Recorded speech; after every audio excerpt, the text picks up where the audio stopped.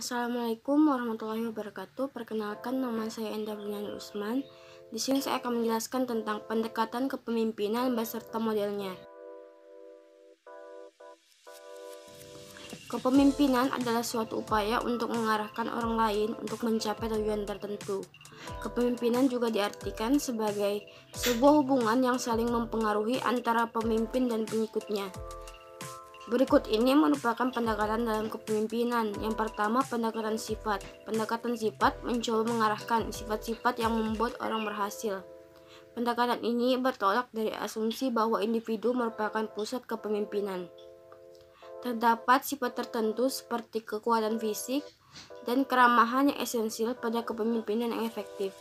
Karena tidak semua orang yang memiliki sifat ini, hanyalah mereka yang memiliki sifat ini yang bisa dipertimbangkan untuk mempengaruhi kedudukan kepemimpinan. Yang kedua, pendekatan perilaku. Pendekatan perilaku terhadap kepemimpinan didasarkan pada suatu pemikiran bahwa keberhasilan pemimpin ditentukan oleh gaya bersikapnya. Pendekatan ini melahirkan beberapa teori gaya kepemimpinan, di antaranya Studi Kepemimpinan Universitas Iowa, Studi Kepemimpinan Universitas Ohio, Studi Kepemimpinan Universitas Michigan, Model Managerial Grid, 4 Sistem Manajemen, dan yang terakhir teori X dan Y. Studi Kepemimpinan Universitas Iowa. Usaha mempelajari kepemimpinan pada awalnya dilakukan pada tahun 1930. Dalam penelitian ini, klub hobi anak yang berusia 10 tahun dibentuk. Setiap klub dimintai memainkan 3 gaya style kepemimpinan, yakni otoriter, demokratis, dan semuanya sendiri.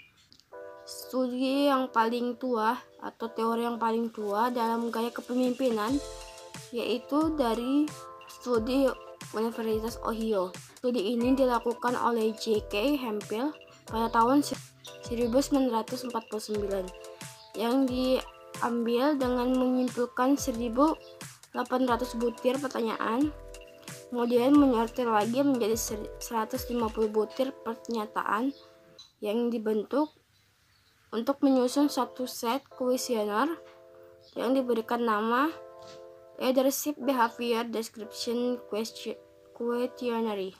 Selanjutnya yaitu studi Universitas Michigan. Hampir bersamaan dengan studi yang dilakukan di Universitas Ohio, studi ini juga melakukan studi kepemimpinan. Ia memfokuskan diri pada hubungan perilaku pemimpin, proses kelompok, dan pengukuran kinerja kelompok. Instrumen yang digunakan adalah wawancara dan kuesioner. Model keempat yaitu model Managerial Grid. Model ini dikembangkan oleh Robert Blake dan Jane Moulton pada tahun 1958 dan 1960. Pertama kali diterbitkan pada tahun 1964. Model kepemimpinan ini memprediksi pendekatan gaya kepemimpinan ini tertentu ketika para pemimpin beroperasi dengan berbagai kombinasi dari 2 dimensi sikap. Model ini menjadi salah satu yang menawarkan jendela gaya kepemimpinan individu sejalan dengan apa yang disebutkan oleh Ross 1991 sebagai paradigma industri kepemimpinan. Definisi gaya kepemimpinan yang disimpulkan oleh gaya ini yaitu relatif di posisi individu untuk mengadopsi strategi tertentu, misalnya komunikasi, kritik, dan penyelesaian konflik ketika berinteraksi dengan anggota lain. Selanjutnya yaitu 4 sistem manajemen. Salah satu pendekatan yang dikenal dalam menjalankan gaya kepemimpinan adalah 4 sistem manajemen yang dikembangkan oleh Francis Lake. 4 sistemnya yaitu yang pertama sistem otoritatif dan eksploitatif. Manajer membuat semua keputusan yang berhubungan dengan kerja dan memerintah para bawahannya untuk melaksanakannya. Kemudian sistem kedua, otoritatif dan benevolent, yaitu manajer tetap melakukan perintah-perintah, tetapi memberikan bawahan kebebasan untuk memberikan komentar terhadap perintah-perintah tersebut. Kemudian sistem ketiga yaitu konsultatif. Manajer menerapkan tujuan-tujuan memberikan perintah, setelah hal itu didiskusikan dengan bawahannya terlebih dahulu. Sistem keempat yaitu partisipatif, merupakan sistem yang paling ideal menurut Lake tentang cara bagaimana organisasi seharusnya melakukan dan berjalan. Kemudian teori X dan Y. Pada teori X, diasumsikan rata-rata manusia secara inheren tidak menyukai pekerjaan. Hal ini dibuktikan dengan penekanan bahwa manajemen yang memberikan pada produktivitas kerja.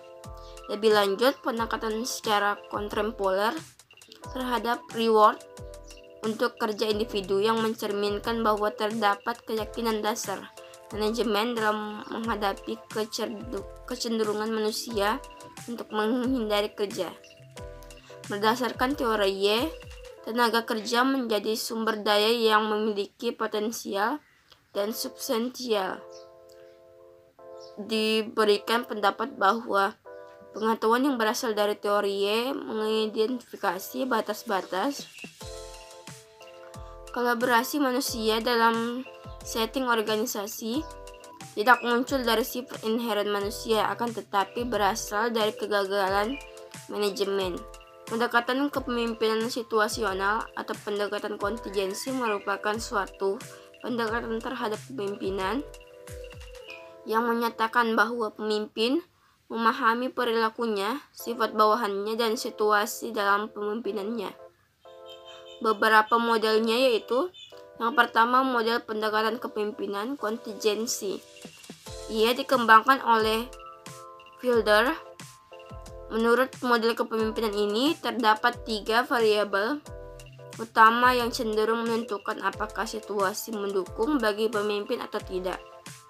Ketiganya yaitu hubungan pribadi pemimpin dengan anggotanya, kemudian kadar struktur tugas yang ditugaskan oleh kelompok untuk dilaksanakan, yang terakhir yaitu kekuasaan dan kewenangan posisi yang dimiliki atau kuasta posisi. Selanjutnya yaitu model pendekatan kepemimpinan 3 dimensi. Model ini dikembangkan oleh Redin. Model ini 3 dimensi pada dasarnya merupakan pengembangan dari model yang dikembangkan oleh Universitas Ohio dan Managerial Grid. Pendekatan ini memiliki perbedaannya adalah adanya penambahan 1 dimensi dari model ini, yang yaitu dimensi efektivitas, sedangkan 2 dimensi lainnya berasal dari Universitas Ohio dan Managerial Grid, yaitu dimensi perilaku hubungan tetap sama. Selanjutnya, model pendekatan kepemimpinan kontinum. Model ini sebenarnya termasuk klasik. Orang yang pertama menggagaskan adalah Robert Timbonen. Gagasan dalam gaya ini adalah ada 2 bidang pengaruh yang ekstrim.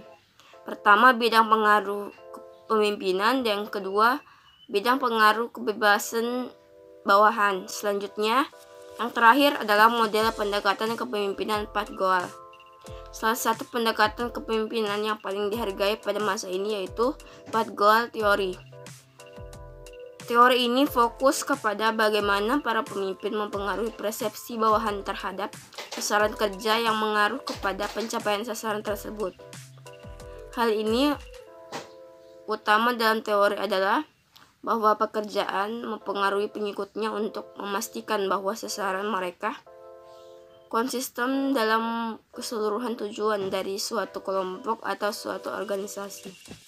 Baik, itu saja tadi penjelasan saya tentang pendekatan kepemimpinan dan modelnya. Kurang lebihnya mohon dimaafkan. Wassalamualaikum warahmatullahi wabarakatuh.